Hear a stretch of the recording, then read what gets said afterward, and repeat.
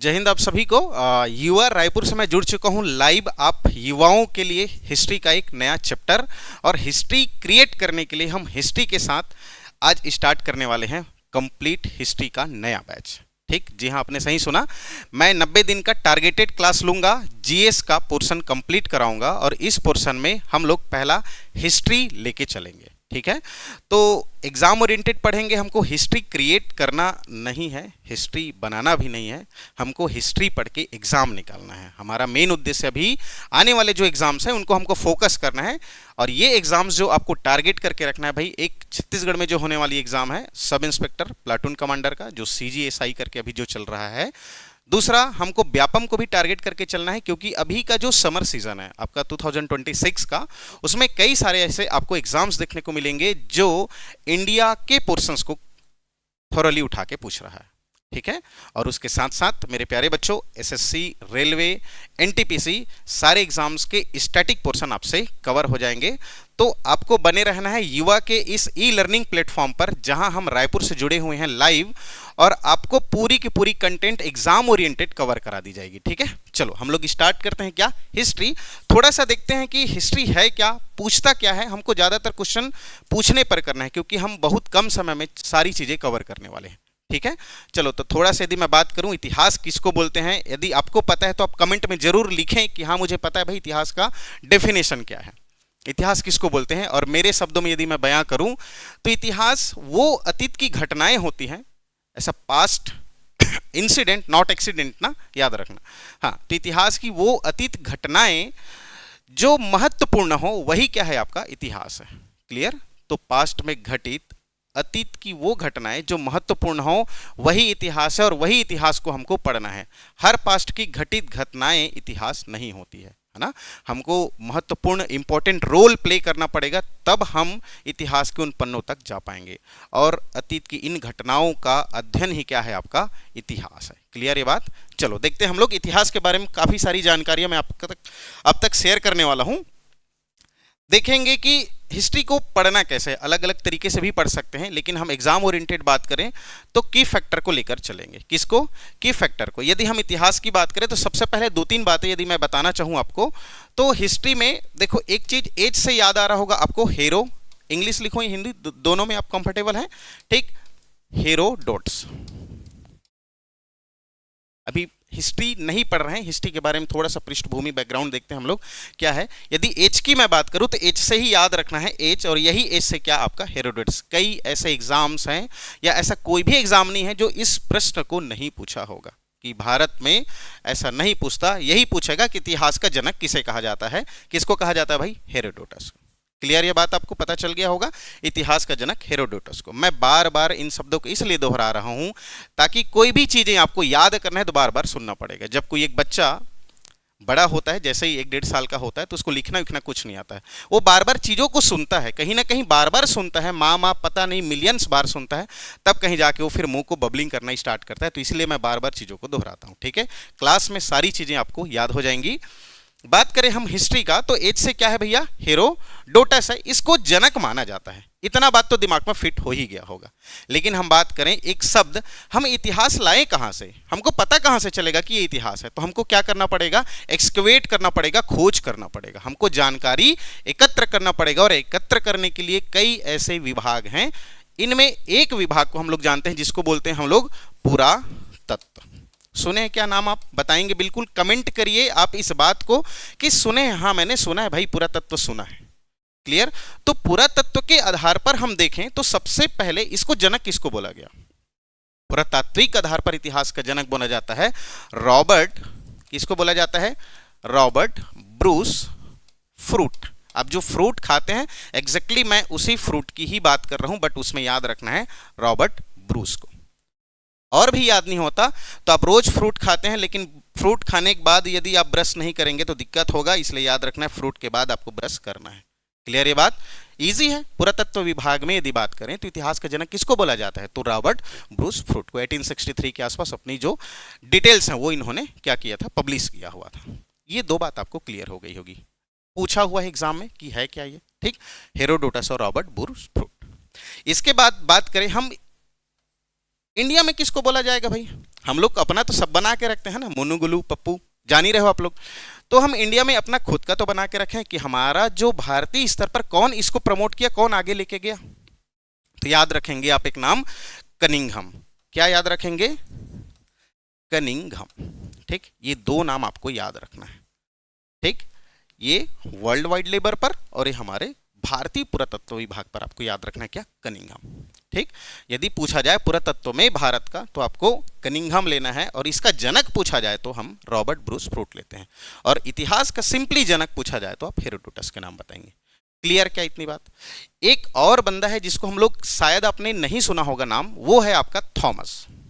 आज तक पूछा नहीं गया इनके बारे में, लेकिन क्यों इंपॉर्टेंट है थॉमस मैं बताता हूं। एक नाम मैं यहां लिख रहा हूं भैया, क्या नाम है उसका?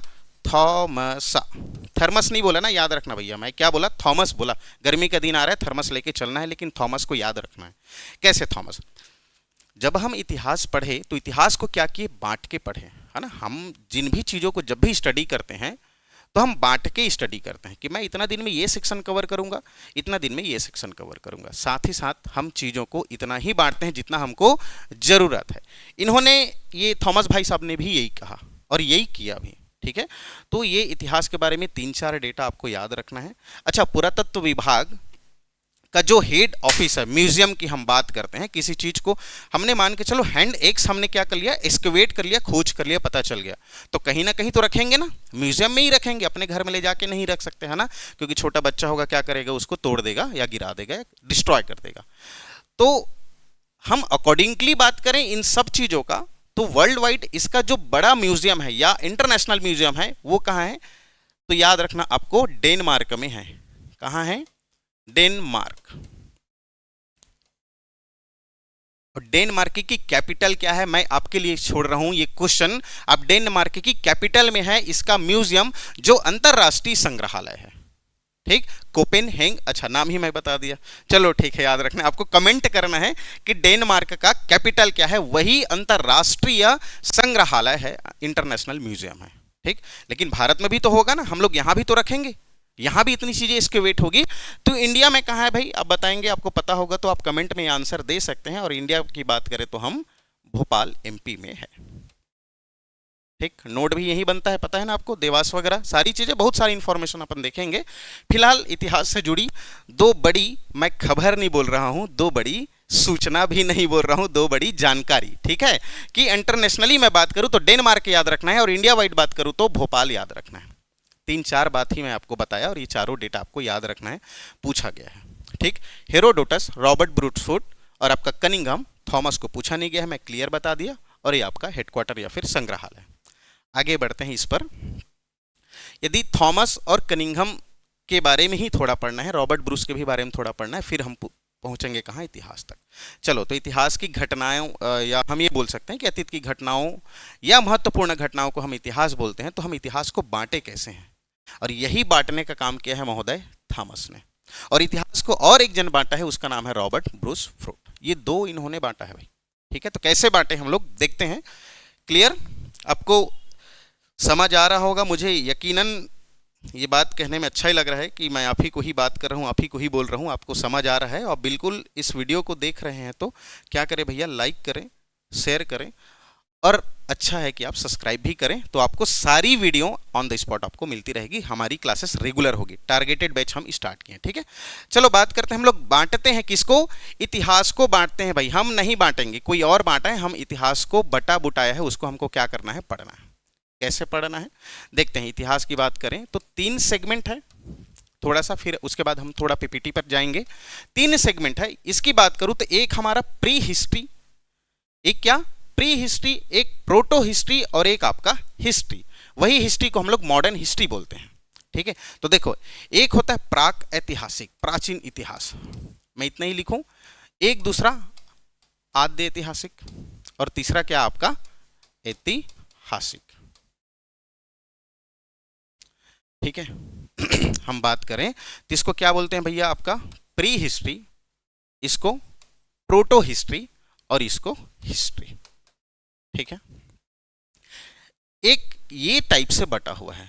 ठीक, अब हम प्राग किसको बोलेंगे, आद्य किसको बोलेंगे, और ऐतिहासिक किसको बोलेंगे?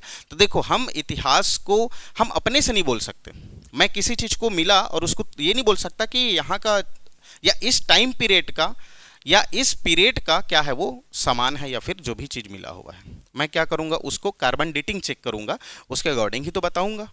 ठीक है, तो ऐसा ही इन सब चीजों में देखा गया। तो हम दो पैरामीटर लिए, एक होता है लिखना, हम किसी चीज को कोई चीज मिलेगा तो लिखा हुआ रहेगा तब तो हम मानेंगे कि ये इस समय का है करके। दूसरा है लिखने के बाद है पढ़ना। ठीक, मैं हिंदी में लिख रहा हूं, आपको समझ आ रहा होगा। ठीक है, कि ये जो टाइम पीरियड है 50 लाख साल पहले की हम बात कर रहे हैं, तो इस टाइम ना भी किसी भी पढ़ने या लिखने का कोई हमको साक्ष्य नहीं मिलता है। तो ऐसे टाइम पीरियड के पहले की भी जो इतिहास में घटित घटनाएं हैं उनको हम लोग क्या बोलते हैं, प्राक ऐतिहासिक काल बोलते हैं। क्लियर ये बात? तो जिनके लिखित साक्ष्य हो और उन लिखित साक्ष्यों को यदि हमने पढ़ लिया है, हमने पढ़ने में सफलता हासिल कर ली है, तब वो क्या है, आपका प्राक ऐतिहासिक काल नहीं है।